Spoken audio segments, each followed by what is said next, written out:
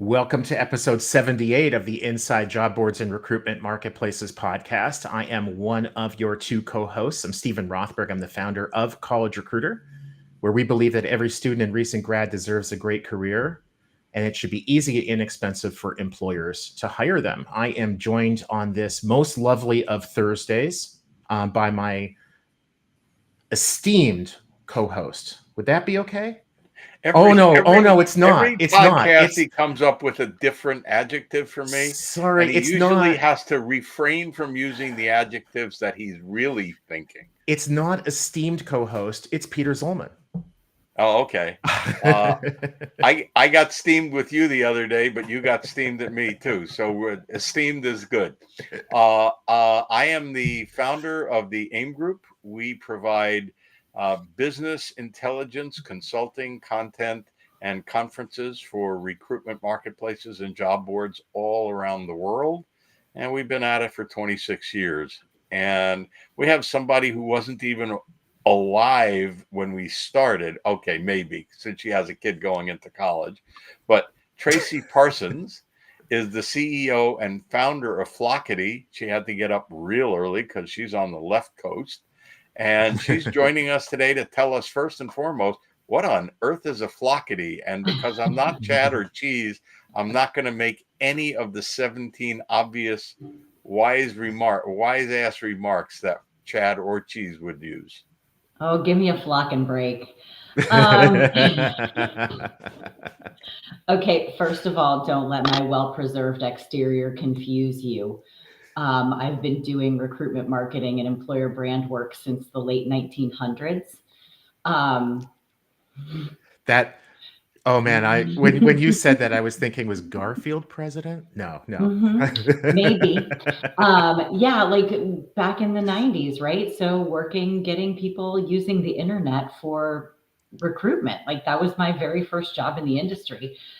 What the flock is a Flockity? Well, it's really simple to explain, Peter. It's basically where influencer marketing meets recruitment marketing. It's influencer marketing for jobs. And if you don't know what influencer marketing is, I'm happy to illuminate on that as well. Essentially, influencer marketing has been around for centuries, right? The gladiators were influencers and they were marketing what it is they were doing. People have been following people that they find influential and listening to them for eons. The digital age has created a microcosm of smaller influencers, and Flockity leverages micro influencers to distribute jobs for our customers. And it's a pay-per-click model. And anybody who clicks on a job that's been distributed through one of our influencers, they get paid, we get paid, and the company gets new traffic. Gladiators were influencer marketing. I was in Rome about a month and a half ago, and there in Pompeii were statues of a couple of gladiators with the mobile phones in their hand and their thumbs on the. Anyway, Absolutely. That's how it worked, Peter. Oh, okay. They must have been blackberries, though, right?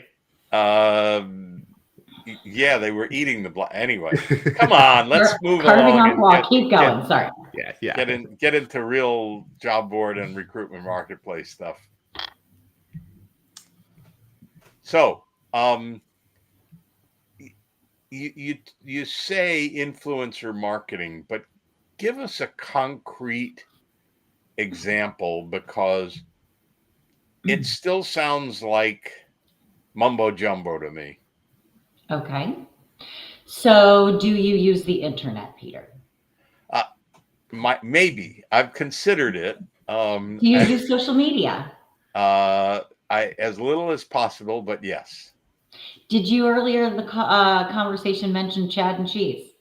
Mm-hmm. I've never paid any attention whatsoever to Cheese, occasionally to Chad, but the brains of the bunch is Julie, and we'll talk about that another time.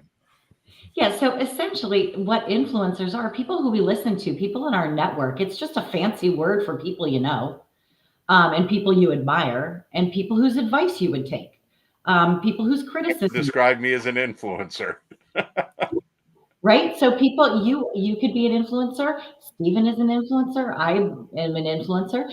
And it's also like one of the other ways that consumer marketing talks about it is affiliates, right? People who are of your brand, people who enjoy your brand.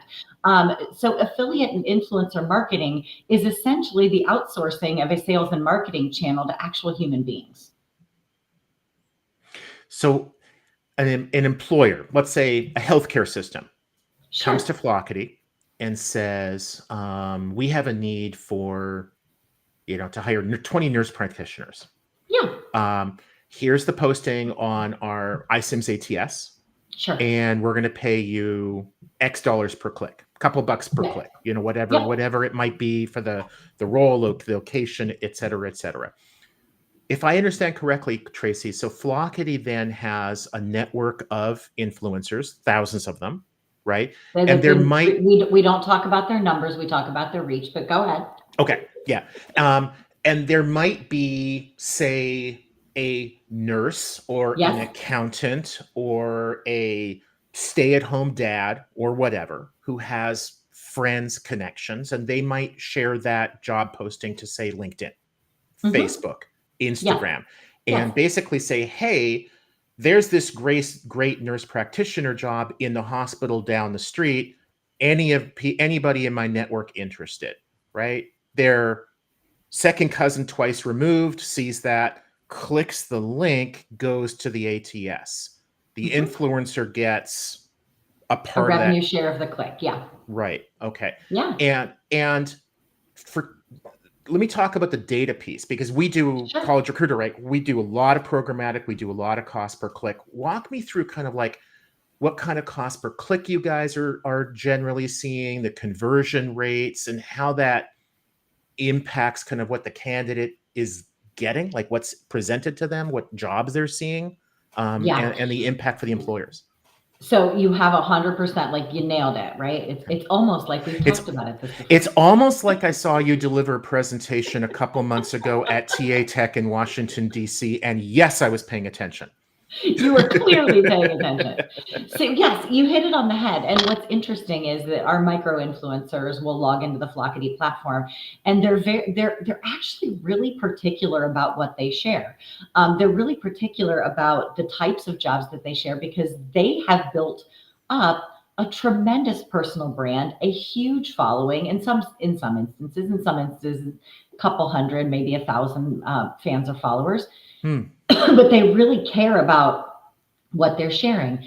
Now, when they share it, what we have found in our whole 6 months of flocking existence is that it's a very, very top of the funnel experience, right? So if you think about how you're peeling through Instagram Reels, you're probably on one of these. And I don't know about you, but my scrolling habits are usually before bed. Yeah. Right. So I'm kind of in bed. I'm kind of like winding through. And then somebody that I follow would hit me with, as a job seeker, somebody would say something about working in the jobs that we work in. And they're like, hey, I've got a job over, check my link tree. And so I'll go through I'm like, oh, okay. I'm not looking because it's 11 o'clock at night and I'm scrolling through TikTok, and I'm about to get the lady that says, are you scrolling instead of sleeping? I hate that lady. And, and then I would click on it. But now here's what has been happening. We're delivering these clicks. We're delivering these clicks at 11 o'clock at night on any American time zone. And it's going to sit there because they're not going to apply. The candidate's not going to apply from their phone right there from a TikTok link. They're just not going to do it. Yeah. So it'll sit on their phone for a couple of days, but they are converting. Our cost per click model is a flat fee, Stephen. So because we are so new, we are not in a position to do a bidding. We don't have that tech. It's not there for us. And we've settled on the cost per click in a way that we feel that it will be beneficial to the influencer, because a lot of these predecessors to Flockity have not succeeded, and they've not succeeded because there was either not enough in it for the influencer, or there was not enough results on the other side. It is a two-sided marketplace, right? But the great thing is that both sides are already doing this. Like people are already buying clicks from programmatic platforms, and regular humans are already picking up jobs that they see and sharing them on their networks for no rumination, right? So we've just kind of like, this is a two-sided marketplace that people are already doing the two sides. But what we're seeing in terms of results is 98% of the traffic that we're driving is net new. They've never been to the career site before. So this is a very cold lead, if anything. We are seeing hires come through. Some of our hires are coming through months after this because they need to be nurtured, right? This is a very, very passive candidate who's not ready to pull the trigger. We are converting at about a 4% application rate from click to apply, finished apply, which is, I want that higher, but it's on par with a lot of what we're seeing from our customers' social. Right in line with what we see, right in line with what Appcast reports and Jovio. That's right in line. Yep. Yeah. And then we're seeing our influencers get excited when one of their followers messages them and says, oh my God, I got the interview. Cool. Right? Cool. Or I got the job. One quick question and then a longer question, and then we probably have to wrap up because we're running long already. Quick question is, what does an influencer get? Do they get a check for $10, $50, $1,000, $15? That's the quick and easy one. And then the longer one follows. They get paid in real time from PayPal. They can just cash out when they've reached a certain threshold. Right now, it's pretty meager. It's $10. We have probably paid out, I want to say 15, 20,000 since we've been in business. Okay. Second question is, I run a job board in Romania or Hungary or in, let's say, Spain. How do I replicate this? Because I don't want to bring Tracey's network from the States into Spain or Romania. How do I do this to make my employers happier? Peter, why would I answer that question? Why would I allow somebody to take my IP and put it in another market? Well, I mean, it's fairly visible and fairly obvious. So either they come to you and ask you to help them roll it out, which is, of course, what you want, and perhaps what even we want, or they can go ahead and try to build it on their own. Do you want them to call you and say, how do we do this? I would love for them to partner with us. Pay you for that, I presume. Sure. Okay, that's fair. Stephen, you got one last quick one? Because we're running out of time. I think that's interesting because I've heard Tracey talk a lot and read a lot about Flockity and tried to figure out, is there a way for College Recruiter, for example, to work with Flockity? But I'm glad, Peter, that you answered that. So yeah, I mean, for the job boards and recruitment marketplaces, I think there's an opportunity here to broaden reach. I agree. And when we talked about this a while ago, Stephen, the response I gave you and the response we've given all job boards up until about a few days ago or a few weeks ago is like, we just weren't ready for it. Right. We didn't have enough data. We didn't have enough information to know what types of jobs would work. And one of the things that we've been really cautious about is we don't want it to not work. Right. Right. So sometimes we have to go a little slower than people want us to go. But ultimately, like we're in a position now where we can have conversations with job boards to get some jobs distributed through our influencers and do some pilots. But when we first talked, it was like, we're babies. We're not ready for your behemoth yet. Yeah. Awesome. No, it's good. And walk before you run. Try to make sure that when you do things, they're successful. And any small business owner knows that no matter what you do, sometimes you're going to fall flat in your face and you just got to get back up. But you want to try to minimize those falls. Tracey, it's been awesome. Thank you so much for sharing with us. I am really enjoying seeing your journey, from somewhat outside the industry into this weird, twisted industry, but also just love watching you kind of create this new path. It's you are definitely taking some of what's good in different industries and creating a new model, and that's super interesting. Thank you, Peter. Enjoyed speaking with you as always. See you in a couple of weeks. See you in a couple of weeks. Thank you very much. Thanks, Tracey. Have a good one. And now you can go back to sleep because it's still early. Cheers all.